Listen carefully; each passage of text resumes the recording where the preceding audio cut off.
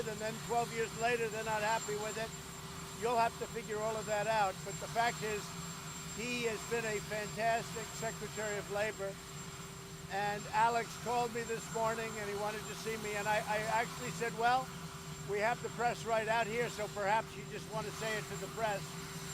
But I just want to let you know, this was him, not me, because I'm with him. He's a tremendous talent. He's a Hispanic man. He went to Harvard, a great student. And in so many ways, I just hate what he's saying now because we're going to miss him. But please, Alex. Thank you, Mr. President. Over the last week, I've seen a lot of coverage of the Department of Labor. And what I have not seen is the incredible job creation that we've seen in this economy, more than 5 million jobs. I haven't seen that workplace injuries are down, bucking a 3-year trend. Workplace fatalities are down, bucking a 3-year trend. That we had the safest year ever in mining, the lowest number of fatalities ever in mining. I have seen coverage of this case that is over 12 years old, that has input and vetting at multiple levels of Department of Justice. And as I look forward, I do not think it is right and fair for this administration's Labor Department to have Epstein as the focus rather than the incredible economy that we have today. And so I called the president this morning. I told him that I thought the right thing was to step aside. Cabinet positions are temporary trusts. It would be selfish for me to stay in this position and continue talking about a case that's 12 years old rather than about the amazing economy we have right now. And so I submitted my resignation to the president, effective 7 days from today, effective 1 week from today, earlier this morning.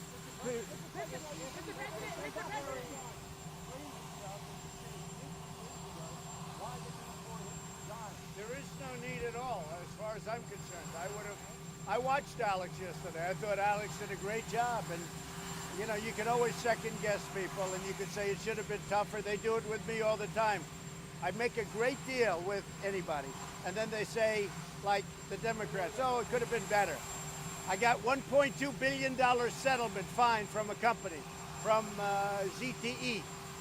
And the next day, and everybody couldn't believe it. The next day, the Democrats said, oh, he should have gotten more. So you can always be second guessed. That's what people do. I just want to tell you, this is a person that I've gotten to know. There hasn't been an ounce of controversy at the Department of Labor until this came up. And he's doing this not for himself, he's doing this for the administration. And Alex, I think you'll agree, I said, you don't have to do this.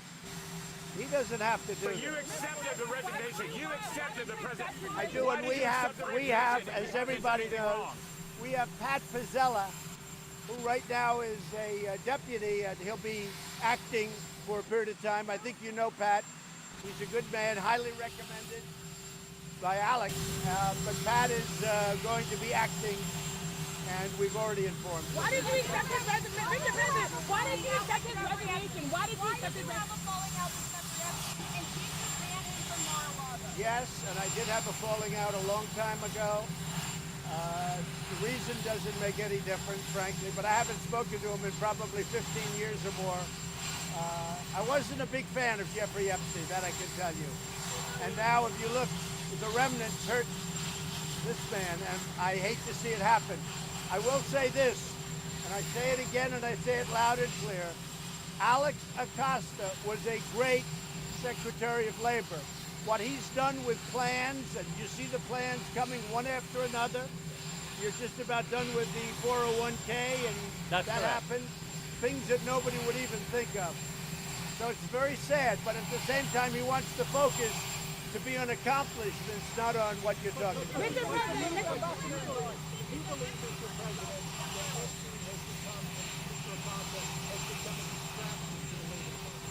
Well, Alex believed that. I'm willing to live with anything, John. I think you know me. I've lived through things that you wouldn't believe. Alex felt that way. And he also felt we're so good, we're doing so well. The economy, the stock market just hit the highest point yesterday in the history of our country. Our unemployment numbers are the best they've ever been. If you look at specifically certain groups, African American, Asian, Hispanic, the best unemployment numbers in the history of our country. You know, there's so many good things, and he didn't want to distract from that. And I understand that 100%. Did Paul Ryan prevent you from making any bad decisions? For what? Did Paul Ryan prevent you from making any bad decisions? So Paul Ryan was not a talent. He wasn't a leader. When the people in freedom and great congressmen wanted to go after the Dems for things that they did very badly, he wouldn't give subpoenas, whereas Nancy Pelosi hands them out like they're cookies. Paul Ryan was a lame duck for a long time as Speaker. He was unable to raise money. He lost control of the House. The only success Paul Ryan had was the time that he was with me, because we got taxes cut. I got regulation cuts. I did that mostly without him. But for Paul Ryan to be complaining is pretty amazing. I remember a day in Wisconsin, a state that I won, where I stood up and made a speech, and then I introduced him, and they booed him off the stage, 10,000 people. So for him to be going out and opening his mouth is pretty incredible. But maybe he gets paid for that. Who knows? Mr. Maybe he President, gets paid. Mr.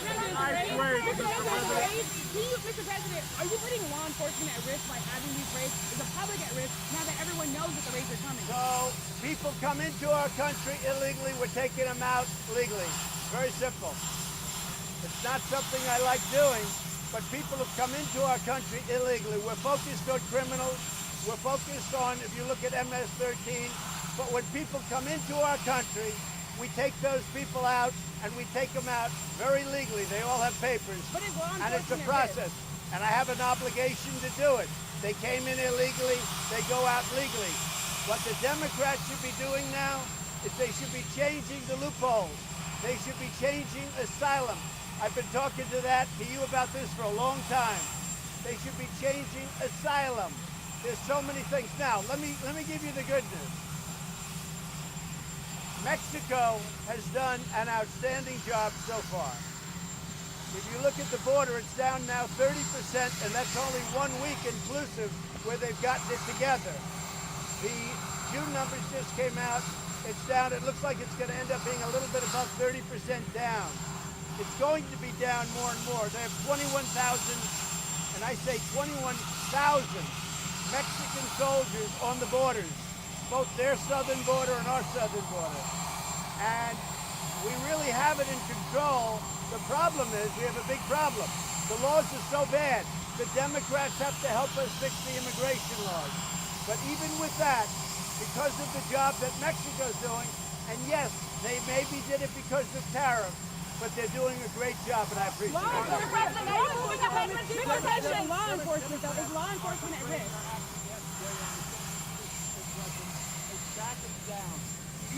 No. Who said that? Look, anything you do, the Democrats will say it's not good. In the meantime, they had a disaster. They have these laws that are so bad, catch and release, and you look at the different laws, visa lottery. That was the Chuck Schumer law. It's a disaster, a lottery. You pick them out, a lottery. The Democrats have caused tremendous problems. What they've let China get away with. For years and years, China's been ripping us off. They're not ripping us off anymore. Right now, companies are fleeing China because of the tariffs. And right now, we're taking in billions of dollars. Steve, do you hear and me? by the way, Do you our hear me? people are You not need the paying Acosta for it. tape to They're take paying in. You for need it. the Acosta tape in. They're paying for it by depressing their currency, and they're putting a lot of money. Look, nobody's ever done what I've done with China. Steve, and that's can you fine. break off? And we'll get Do you along want to break with off? China. But You just know, need the when I tape. If see you can a hand me guy the like tape, Steve. Biden, who's weak and ineffective. Steve, if and you can hear me and hand me the everybody tape, I'll that get it to knows you. He's a weak man. He's an ineffective man. President Xi laughs at guys like that. Now, with that being said, I would say this.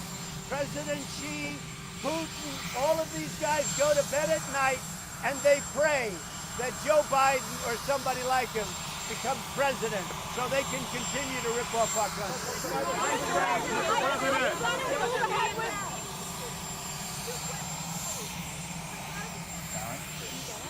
I I've talked to him on this. Steve, can you hear me? Is there any way you can get a tape out to Sally? No, I Sally had will no be idea. right behind you. I had no idea. I haven't spoken is to him in many, many years, but I did have no idea. Hey, go out this way and try to barrel in below. I've already talked about the Epstein matter. I gave a press conference that, according to the media, was longer than any other cabinet official in this administration. You know, I will reiterate what I said previously. My point here today is we have an amazing economy. We have unemployment lower than we have seen literally in my lifetime. And the focus needs to be on this economy and on job creation, on a decreased fatalities in the workplace and in mining. And going forward, that's where this administration needs to focus, not on this matter. Did Wilbur Ross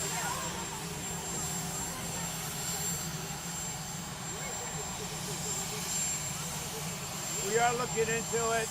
The platforms are absolutely, in my opinion, 100% crooked. They discriminate against Republicans and conservatives. They're 100% dishonest. That's my opinion. And something's going to be done. But I can tell you from personal experience, I see it. I had something happen this morning. I won't tell you about it yet. But these platforms are 100%, they're 100% dishonest.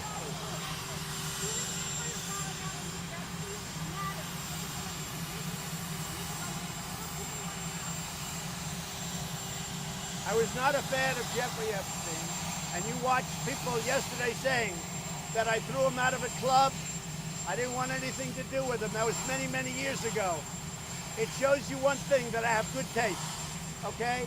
Now other people, they went all over with him. They went to his island. They went all over the place. He was very well known in Palm Beach. His island, whatever his island was, wherever it is, I was never there. Find out the people that went to the island. But Jeffrey Epstein was not somebody that I respected. I threw him out. In fact, I think the great James Patterson, who's a member of Mar-a-Lago, made a statement yesterday that many years ago I threw him out. I'm not a fan of Jeffrey Epstein. anything on Iran, Mr. President? Are you planning to move ahead with deportation intensities this weekend? Are you planning? You are. What about anything on Iran, Mr. President? You know what? They came in illegally. They have to go out. We have millions of people standing on line waiting to become citizens of this country. They've taken tests. They've studied. They've learned English. They've done so much. They've been waiting 7, 8, 9 years. We have some waiting 10 years to come in. It's not fair that somebody walks across the line and now they've become... Mr. President, anything on Iran? Well, I wish the British ambassador well. Some people just told me, too bad, but they said he actually said very good things about me. He was sort of referring to other people. And I guess I quoted Lindsey Graham today. He said some things that were pretty nice from the British ambassador. But look, I wish the British ambassador well, but they've got to stop their leaking problems there, just like they have to stop them in our country. Why have you already announced the ice raid? Why are you giving warnings? No, we're not giving warnings. No, we're not giving. They know about the ice There's raid. nothing to be secret about. They know about the ice raid. Can I tell you what? Absolutely. There's nothing to be secret about. ICE is law enforcement. They're great patriots. They have a tough job. Nothing to be secret about. If the word gets out, it gets out, because hundreds of people know about it. It's a major operation. So if the word gets out, it gets out. It starts on Sunday, and they're going to take people out, and they're going to bring them back to their countries, or they're going to take criminals out, put them in prison, or put them in prison in the countries they came from. We're focused on criminals as much as we can. How many, Mr. President? How many? For instance, MS-13, very important. We're taking them out by the thousands. We've already been taking, we didn't stop this. We've been taking criminals out for the last year. These people have been here for many years, MS-13. We're taking them out by the thousands. We're getting them out. Mr. President, do you believe that using data, illegal citizenship data on the census will be as effective as a question? I think we'll have it in the end where it'll be actually more accurate than a census. Because we have information gotten through other means, whether you look at Social Security or other places we have, including loan applications, we have information that's probably more accurate than the information we could get by going in and asking somebody, are you a citizen? A lot of people aren't going to tell the truth. Anything? No. Not only didn't I back down, I backed up, because anybody else would have given this up a long time ago. The problem is we had 3 very unfriendly courts. They were judges that weren't exactly in love with this whole thing, and they were wrong.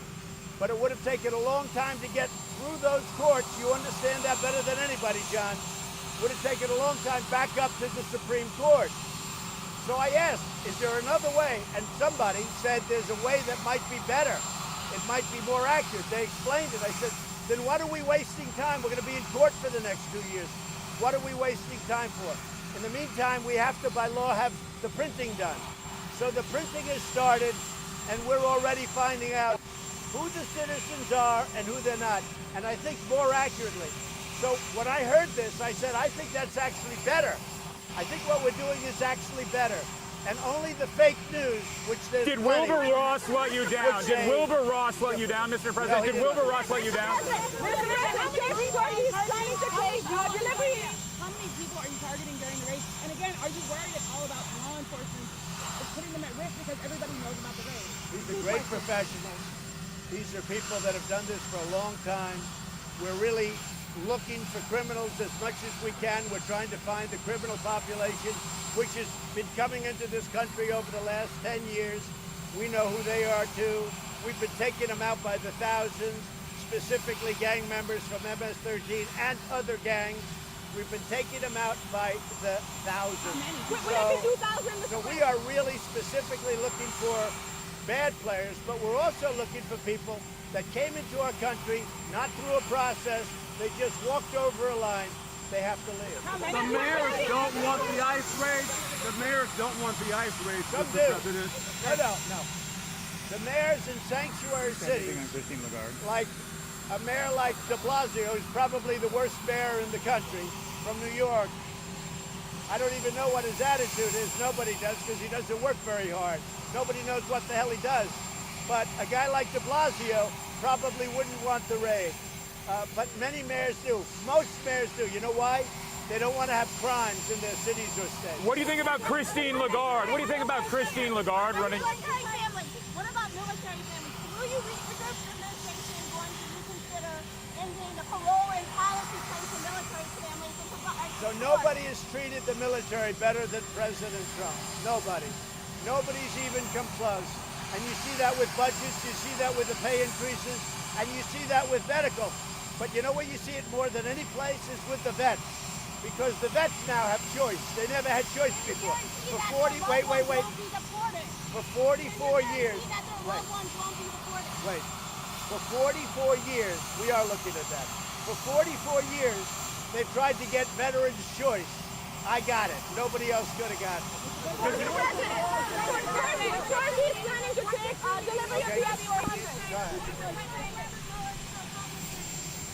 Say it.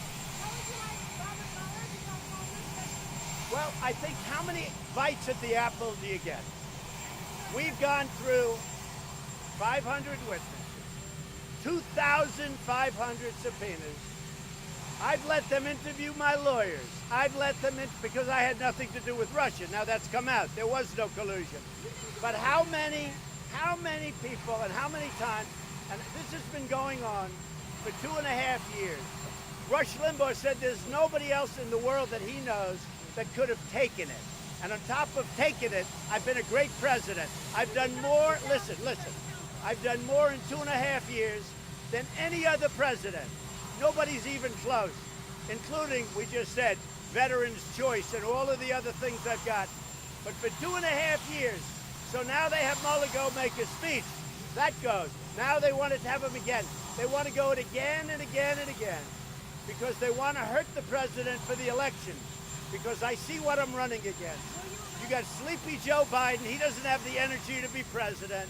And the people that are nipping on his heels, they don't have what it takes. And I can tell you that China and Russia, and I've been rougher on Russia than any president in the last 50 years. China and Russia and try North Korea, where I have a relationship. You don't have a man testing nuclear anymore. You have a man, wait, you have a man that was so happy to see me. That's a good thing, not a bad thing. You have a man that doesn't smile a lot, but when he saw me, he smiled. He was happy. You have a man that when I came into office, all he was doing before, under Obama, was testing nuclear weapons and blowing up mountains. And now he's not doing it. There's nothing he can say. He's written a report. The report said no collusion, and it said effectively no obstruction, because there's no obstruction. And the other thing is very interesting. So they find out there's no collusion. The whole thing is about collusion. So they find out it's no collusion. Now actually it was different. It was bad crimes committed by the other side. We'll find out about that. I'm sure that's being looked at right now. So there's no collusion and there's no obstruction. Now we have a great attorney general now. He's strong and he's smart. And he read it and he studied it along with Rod Rosenstein, who worked it from the beginning. And Rod Rosenstein and Bill Barr said there's no obstruction. It's also interesting. Number one, there's no crime. And how do you obstruct when there's no crime? Also, take a look at one other thing. It's a thing called Article 2. Nobody ever mentions Article 2. It gives me all of these rights at a level that nobody has ever seen before. We don't even talk about Article 2. So, they ruled no collusion, no obstruction. Very simple. And you can only, by the way, you can only get so many bites at the apple. We got to get on to running a country. You got immigration, infrastructure, drug prices. The Democrats aren't working. All they're doing is trying to hurt people like Alex Acosta, a man who has done, I have no idea. Are you a Democrat? I'm not, no. I have no idea. You know what I know? You know what I know about Alex? He was a great student at Harvard. He's Hispanic, which I so admire, because maybe it was a little tougher for him and maybe not. But he did an unbelievable job as the Secretary of Labor. That's what I know about him. I know one thing. He did a great job. And until this came up, there was never an ounce of problem with this very good man. Go ahead. And let me just add. Let me just add. You know, I hear a lot about how individuals got jobs and whatnot. Before our interview, we had never met. We had never talked. The president selected me as it should be done. It wasn't that we knew each other. It's not that we had a long-standing relationship. And I think that's a testament to his selection process. Anything on Iran? What do you make of the infighting going on among Democrats in Congress between Nancy Pelosi, Alexandria Ocasio-Cortez, and his squad? Well, I think Cortez, who kept Amazon out of New York, and they don't like her for that, thousands and thousands of jobs. I think Cortez is being very disrespectful to somebody that's been there a long time. I deal with Nancy Pelosi a lot, and we go back and forth, and it's fun. But I think that a group of people is being very disrespectful to her. And you know what? I don't think that Nancy can let that go on. A group of people that came from, I don't know where they came from. I'm looking at this Omar from Minnesota. And if one half of the things they're saying about her are true, she shouldn't even be in office. But Cortez should treat Nancy Pelosi with respect. She should not be doing what she's doing. And I'll tell you something about Nancy Pelosi that you know better than I do. She is not a racist, okay? She is not a racist. For them to call her a racist is a disgrace.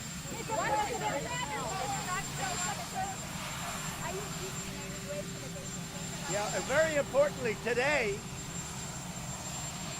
in a few hours, Vice President Pence and the head of Homeland Security are taking the press and Congress people into detention centers. And we're the ones that said they were crowded. They are crowded because we have a lot of people. But they're in good shape.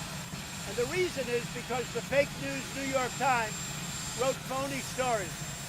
What Border Patrol is doing, they become nurses and janitors and doctors, and they're not trained for that. What they've done is so incredible. So they're touring detention centers, and that was my idea.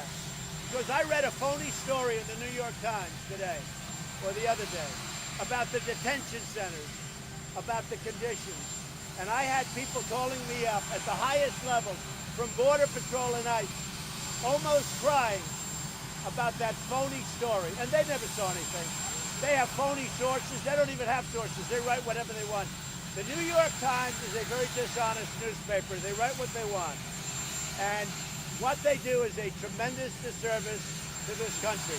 They are truly the enemy of the people. I'll tell you that. They are the enemy of the people. And what they wrote about detention centers is unfair. Now, I believe it's going to be the center they wrote about, but we're taking a tour. I'd love to be there, but I'm going to Ohio, Wisconsin. I'll be going. But I've seen it. And these centers are, I mean, to have Ocasio say they're drinking out of toilets, she made that up, okay? That's a phony story. She made it up. And these people, I'll tell you what, I've been with ICE and I've been with Border Patrol a lot. They love those people coming across the border. They love them, and I've seen it. They love them.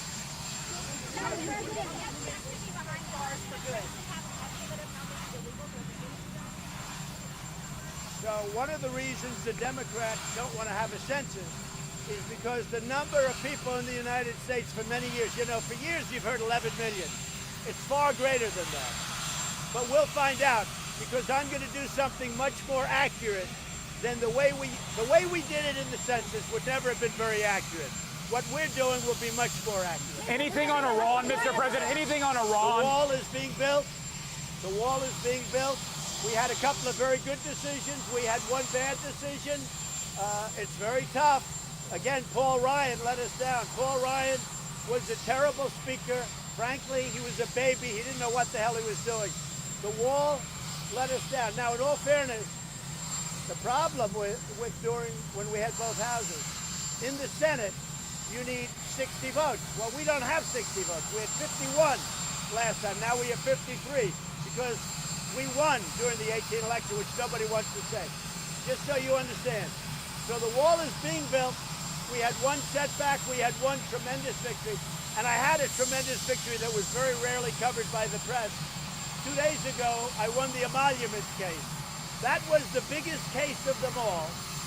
I won the emoluments case. People don't know that by being president, I lose billions of dollars by my being president, and especially in money I can't make because I don't do deals. But I lose billions of dollars. But another thing, I get a salary of $400,000 or $450,000 a year. I don't think any other president's ever given up. It's a lot of money, almost $500,000. I give it up. I don't think I've ever seen anybody say I give up my salary. I'm not looking for credit, but I give up my salary. I get zero. But you know what makes me happy? That we're doing a great job. And I want to thank Alex Acosta. He was a great secretary. Anything on Iran? So, sir, I asked about Iran. I asked about Iran. I asked about Iran, not the wall. Could you give us an update on your thoughts on Iran? Iran better be careful. They're treading on very dangerous territory. Iran, if you're listening, you better be careful.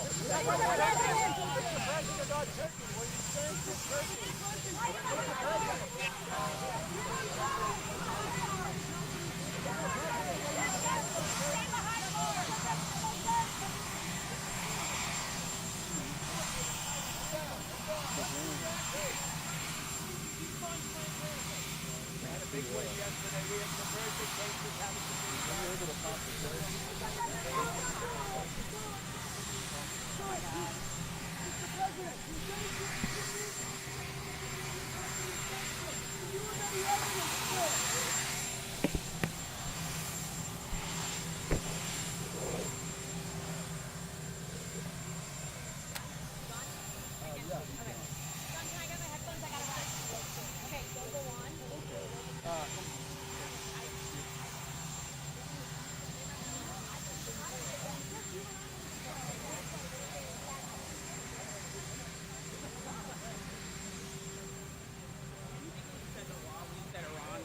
Yeah.